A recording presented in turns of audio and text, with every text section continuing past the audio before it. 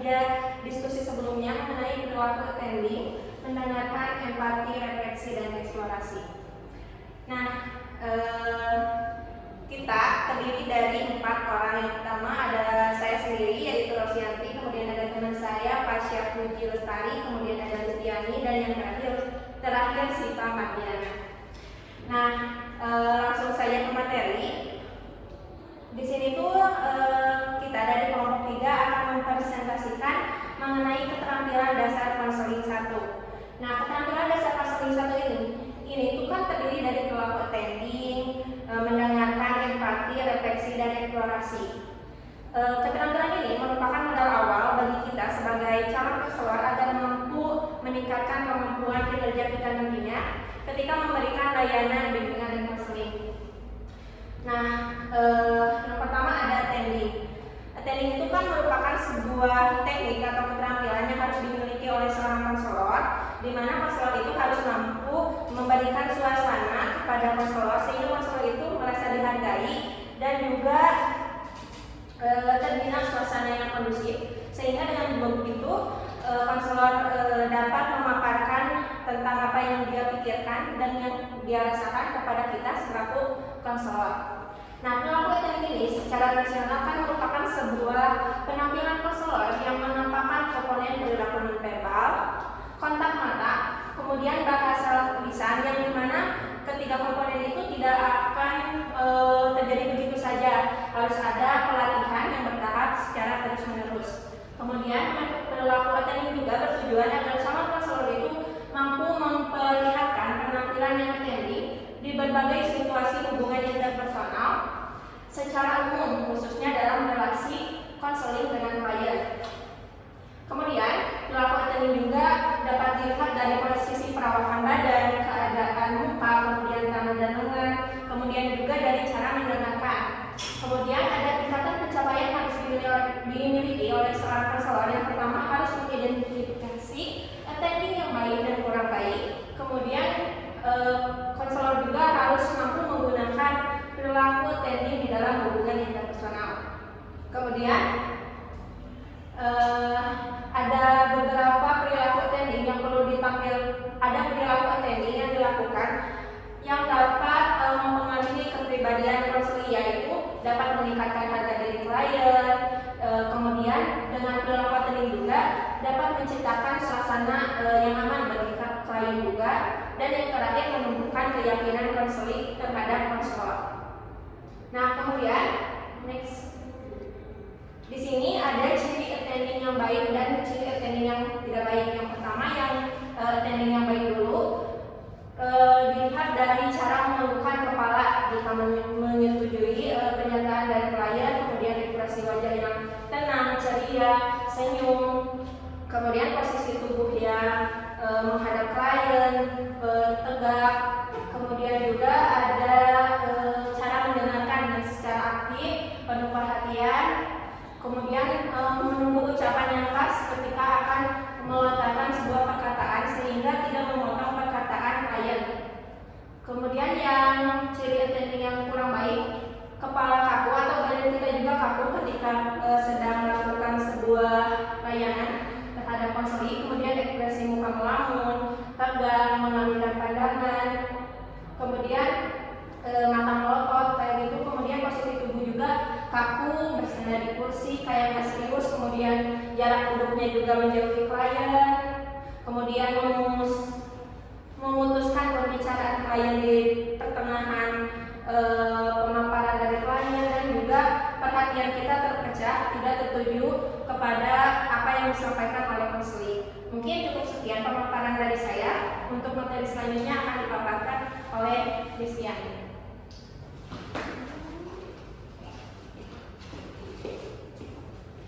Baik, saya Listiani. Selanjutnya saya akan memaparkan materi mengenai poin kedua, yaitu empati. Nah, sebelum kita membahas empati terlebih dahulu, kita perlu tahu bahwa dalam proses layanan bimbingan dan konseling yang akan kita berikan kepada konseli, itu memungkinkan adanya kita menemukan konseli yang memiliki sikap tertutup akan masalah pribadinya ataupun keadaan yang telah yang sedang ia alami, dan konseling itu sendiri menganggap bahwa itu merupakan suatu privasi yang tidak boleh diutarakan kepada orang lain. Nah, oleh karena itu, konselor harusnya memiliki empati yang baik serta mampu menampilkannya melalui cara meyakinkan bahwa kita sebagai konselor itu memahami apa yang ia rasakan, apa yang ia pikirkan, serta apa sih pengalaman apa yang mengganggu ia di masa lalu tersebut.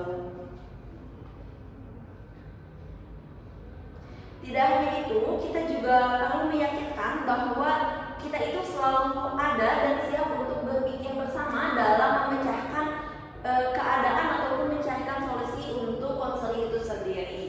Nah teman-teman, empati ini merupakan salah satu aspek penentu akan keberhasilan dari layanan yang telah kita berikan. Perlu kita ketahui juga bahwa dalam suatu layanan itu haruslah terjalin kerjasama ataupun interaksi antar dua pihak, tidak hanya dari konselor saja, tetapi konselor juga harus berpartisipasi aktif serta mampu memberikan rasa percaya yang baik terhadap konselor yang akan membantu dirinya. Nah, secara umum empati merupakan kemampuan konselor untuk merasakan serta menempatkan diri di posisi klien itu sendiri. Nah, empati sendiri dapat dilatih, yang mana latihan tersebut bertujuan agar calon konselor mampu memasuki dunia yang klien itu alami melalui ungkapan empati yang menyentuh perasaan klien.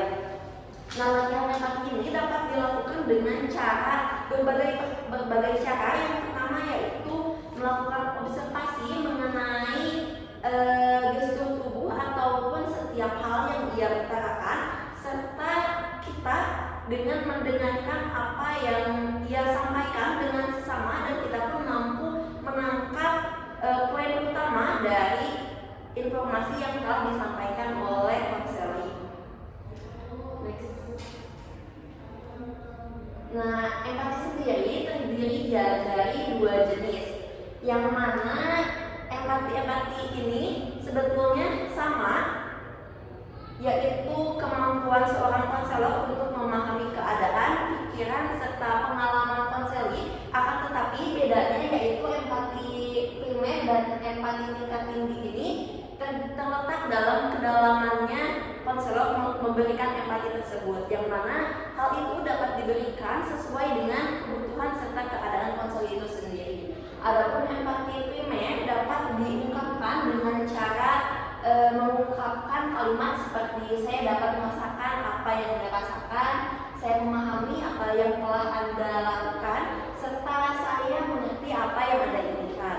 Adapun empati yang tinggi ataupun secara mendalam dapat diutarakan dengan kalimat seperti saya ikut terluka dengan penderitaan Anda, namun saya juga bangga dengan kemampuan daya tabah Anda.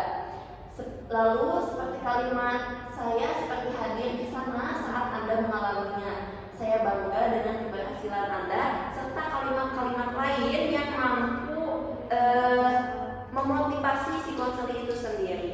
Mungkin cukup sekian yang dapat saya sampaikan. Selanjutnya akan diteruskan oleh rekan saya.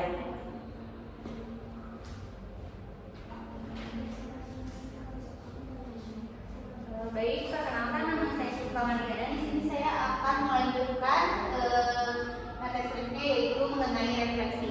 Nah, refleksi ini merupakan salah satu teknik konseling yang harus dipahami oleh konselor. Nah, dengan tujuan yaitu untuk menangkap perasaan, pikiran, dan pengalaman klien, kemudian merefleksikan kembali kepada klien. Nah, latihan refleksi ini bertujuan untuk memberikan kemampuan dan keterampilan kepada calon konselor agar dapat merefleksikan perasaan, pikiran, dan pengalaman klien melalui pengamatan atau perilaku verbal dan nonverbal. Nah, refleksi ini memiliki 3 jenis. Yang pertama yaitu refleksi pilih, yang kedua refleksi meaning, dan yang ketiga summative reflection. Next. Nah, yang pertama itu ada refleksi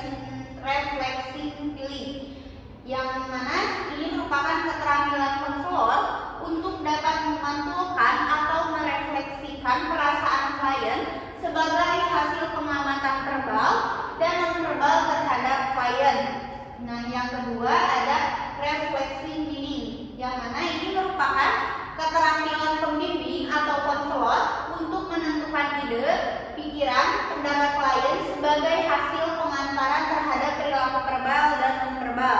Kemudian yang terakhir ada summative reflection, yang mana ini merupakan keterampilan pembimbing atau konselor untuk merefleksikan pengalaman-pengalaman klien terhadap hasil pengamanan perilaku verbal dan non-verbal. Nah, yang pertama itu ada refleksi feeling. Nah, pada refleksi perasaan ini konselor harus dapat mencerminkan kembali perasaan yang disampaikan oleh konseling. Kemudian yang kedua ada refleksi meaning, yang itu apabila perasaan dan fakta dicampurkan dalam satu respon yang akurat, hal inilah dapat disebut dengan refleksi makna.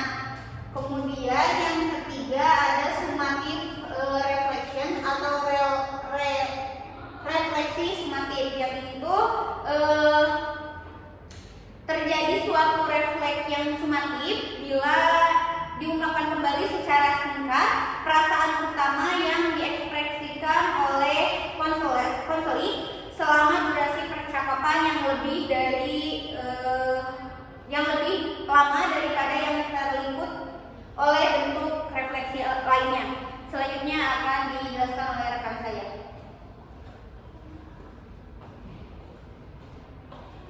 Nah, di sini yang terakhir ada eksplorasi. Nah,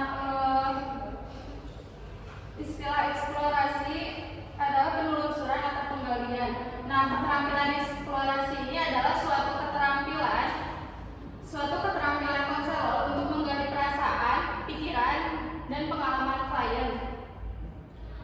Nah, keterampilan ini penting karena dalam konseling kadang klien menyimpan rahasia, menutup diri, atau diam seribu bahasa, tidak mampu mengungkapkan pendapatnya secara terus terang. Nah, melalui keterampilan ini akan memungkinkan klien untuk bebas berbicara tanpa rasa takut, tertekan, dan terancam. Nah, ada 3 jenis eksplorasi, yaitu ada eksplorasi perasaan, eksplorasi pikiran, eksplorasi pengalaman. Yang eksplorasi perasaan yaitu keterampilan konselor untuk menggali perasaan klien yang tersimpan. Yang kedua ada eksplorasi pikiran, yaitu keterampilan atau kemampuan konselor untuk menggali ide, pikiran, dan pendapat klien. Yang ketiga ada eksplorasi pengalaman. Eksplorasi pengalaman yaitu pengalaman konselor untuk menggali pengalaman klien sebagai hasil pengamatan terhadap perilaku verbal dan non-verbal klien. Nah, sering klien sulit untuk mengungkapkan perasaan, pikiran, dan pengalamannya kepada konselor karena merasa malu, takut, segan, curiga, tertutup, dan berbagai gejala lain.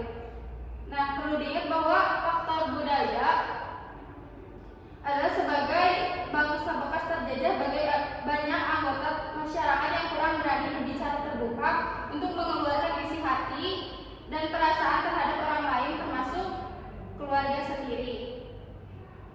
Tetapi di samping itu, kepemimpinan yang otoriter di masyarakat, keluarga, dan sekolah membuat seseorang merasa takut dan malu jika akan menyatakan pendapat atau perasaan sendiri, apalagi terhadap penguasa. Hubungan konseling seharusnya dapat mengatasi semua kendala di atas. Di atas itu berupaya untuk membuat kliennya terbuka, merasa aman, dan berpartisipasi dalam dialog. Salah satu upaya konseling adalah menggunakan teknik eksplorasi, yaitu upaya untuk membuat klien mengatakan semua perasaan, pikiran, pengalaman pada konselor secara jujur. Yang kedua ada tujuan eksplorasi. Tujuan eksplorasi itu agar calon konselor mampu menyusun kata atau kalimat yang dapat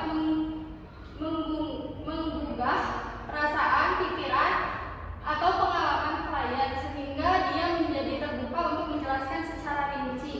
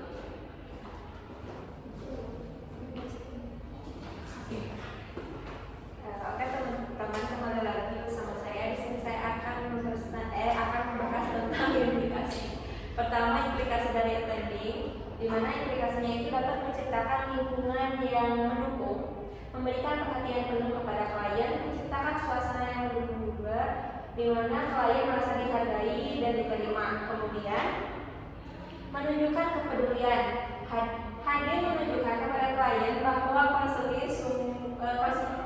konselor itu sungguh peduli dan berkomitmen untuk membantu. Kemudian ada mendengarkan. Implikasinya dapat memahami sepenuhnya. Dengan mendengarkan dengan penuh perhatian akan membantu konselor memahami lebih baik pengalaman dan perasaan klien.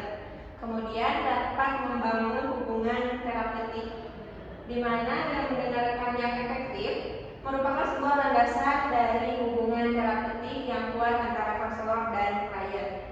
Kemudian dari empati, membangun kepercayaan dan juga mengurangi stigmatisasi. Membangun kepercayaan itu kan kemampuan untuk merasakan dan memahami perasaan klien dan membantu membangun kepercayaan juga serta koneksi emosional. Kemudian empati dapat membantu mengurangi stigmatisasi atau perasaan isolasi yang mungkin dirasakan klien.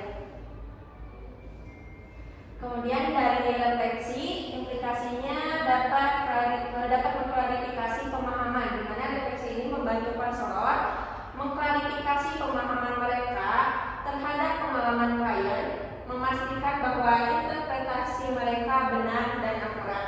Kemudian mendorong pemikiran lanjut. Refleksi juga dapat mendorong klien untuk berpikir lebih dalam tentang pengalaman dan perasaan mereka, membuka pintu untuk pemahaman diri yang baik pula. Kemudian yang terakhir dari eksplorasi, di mana eksplorasi ini memiliki implikasinya yaitu dapat mengidentifikasi akar permasalahan, kemudian memfasilitasi